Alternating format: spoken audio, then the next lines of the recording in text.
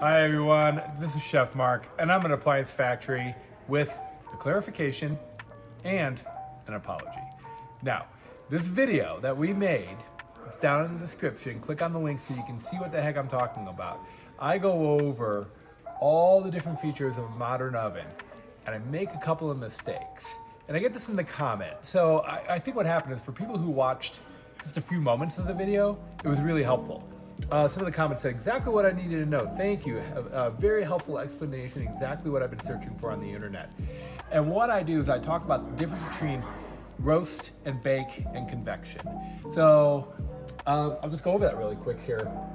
This thermidor oven has a bunch of features, but bake basically means that you're turning on the bake element, which is on this oven, it's underneath this panel. Sometimes that bake element is exposed. It's a wire that you'll see.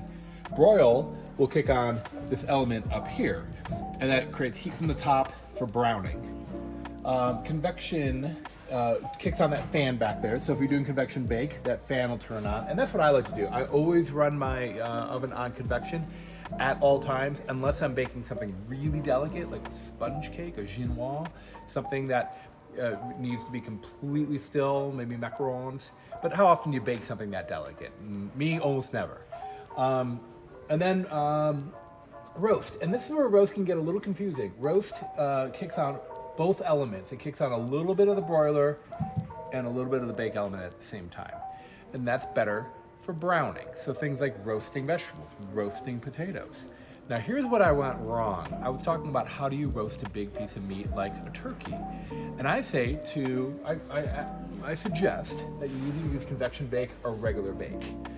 As I'm going through the video, near the end of the video, just something gets switched in my brain and I say roast instead of bake when I'm talking about turkey, and I was completely wrong about that. And it's reflected in these comments. This is actually pretty funny. Hey brother, you clearly did not answer the question. I watched this 4 times and I'm amazed at how much you said without clarifying anything. Good point. You had one job. You have a 2-minute video to tell people the difference between convection bake and roast, and you didn't do it. So it's pretty funny. Click on the link and read some of the comments, because I get roasted pretty hard on that. And that's just a product of me not being prepared for the video. But then there's some great questions in here too. What if I don't have a broil element? Well, one of two things. If you don't have a broil element, either your oven doesn't have a broil feature, therefore it cannot roast food. You won't have that roast option, or you have an older style range where maybe the broil element is in the drawer way underneath. That's really old school, but they still make them. They tend to be a less expensive item that you might see in budget style appliances. Other great questions. I don't have a convection oven. Can I still roast a chicken in it? Sure, just use a regular bake feature. What the convection will do is circulate that air, reducing hot spots. Do I need to turn my oven down if I'm using convection? Great question. If you set your convection oven for 350, it'll automatically reduce the temperature by 25 degrees, giving you essentially the same amount of temperature. The recipe should come out at the same time. Quite frankly, what I do is I set everything on 375 convection, regardless of what oven I'm using. Therefore, I have a range of consistency.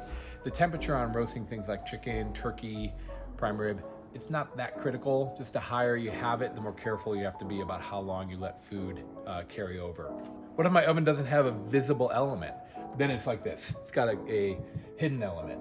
But the broiler element will always be exposed, whether electric or some of them, if it's a gas oven, will actually be like an infrared gas. And then I have a question in here, is there a gas wall oven? Yes, gas wall ovens do exist, but they're extremely rare. Frigidaire makes one, and they're very expensive. They're hard to get right now. So if you need a gas oven for your wall oven, think way ahead before you need that at the last moment.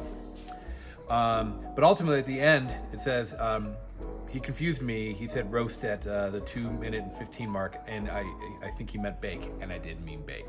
So watching the video back over, I'm like, did I make such an obvious mistake? And I sure did. So I just wanted to clarify here that baking is really better for slow roasting meats. And roasting is better for that kind of higher temperature where you want to be browning. Convection is best for that circulation of air, reducing hot spots. I bake cookies with convection, and I can put multiple layers, sheet trays of cookies, knowing that they're all gonna come out evenly. And finally, broiling is for getting that nice sear and that char. So if you have your turkey and you've been convection baking that, and then at the last moment you want a little bit more browning, you can put it to convection roast for a few minutes to help brown the top if you need more of that. Or if you're really in a hurry, you can put it on broil to get that maximum energy from the top to aid in browning. So hopefully that clarifies. I got 218,000 views on this video, and I think I confused half the internet. So just want to take a few minutes to clarify. This is Chef Mark with Appliance Factory and Mattress Kingdom. As always, thank you so much for watching, and make sure you subscribe. We love having you join us. Thanks.